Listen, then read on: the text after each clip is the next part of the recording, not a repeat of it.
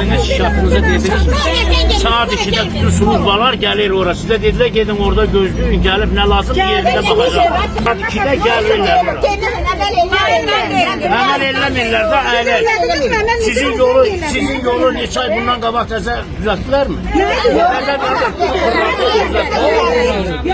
O yol təmir olundu, təmirdən də əsaslı təmir olunmadı.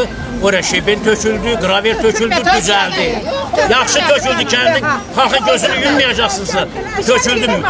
O getdi Sulxan Sabah Orbeli-ilə küçəsi, Heydər Əliyev küçəsinə, döngəsinə kimi xır tökdülər, ondan sonra da yaxşı idi.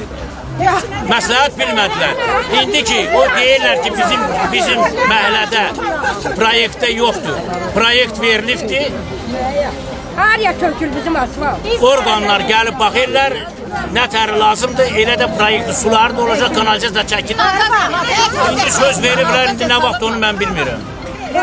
Marnoli meri, özüm mən gəldim, xahiş elədim, Marnoli merinin özü xahiş elədi, özü düzəltdirdi o yolu yazda. Marnoli merinin özü düzəltdirdi o yolu. İndi bu Allah'ın işidir, göydən belə yağışlar yağır, rayonun içində hər yer belədir da. İndi xarab olub, asfalt deyil ora. Asfalt değil. Asfaltda ora yok.